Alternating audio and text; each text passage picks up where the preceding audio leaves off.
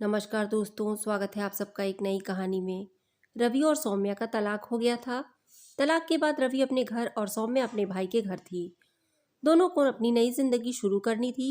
अगले दिन नहा धोकर सौम्या आईने के सामने आई और कंघी करते हुए सिंदूर की डब्बी उठाकर सिंदूर लगाने लगी। तभी उसकी भाभी ने उसका हाथ पकड़ लिया और बोला, सौम्या, तुम्हारा तलाक हो चुका है तो यह सिंदूर लगाने की कोई ज़रूरत नहीं।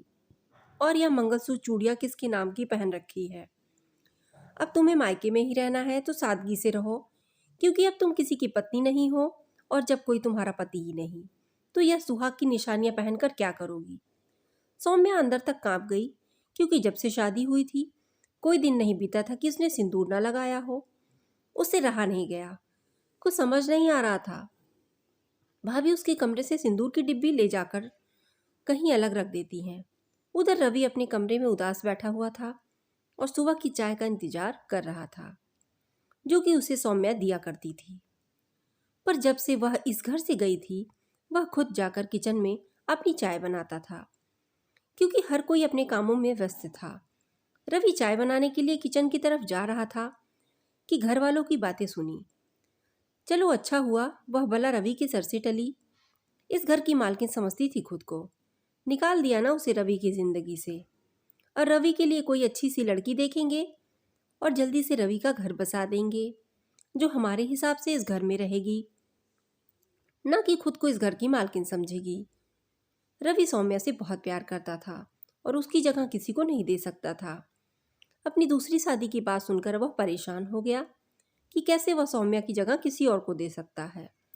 क्या कागजों पे तलाक हो जाने से भगवान के आगे लिए 7 फेरे 7 वचन खत्म हो जाते हैं?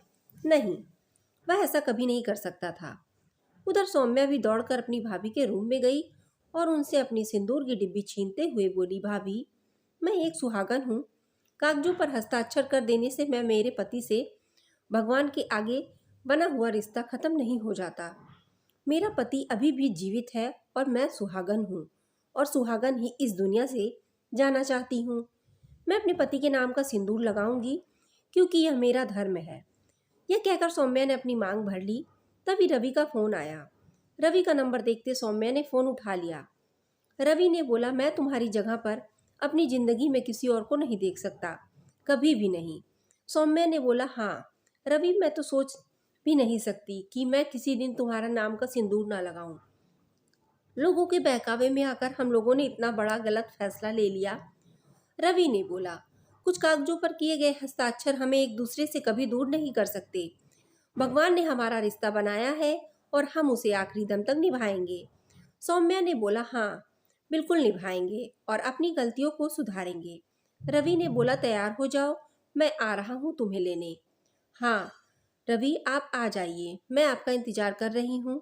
आज आपको अपनी दुल्हन आपका इंतजार करते हुए मिलेगी। दोनों के घर वाले उन लोगों को देखते रहे, पर उन लोगों ने अपने जीवन का सही निर्णय बिना किसी के बहकावे में आए अपने दिल के कहे अनुसार आज ले लिया था।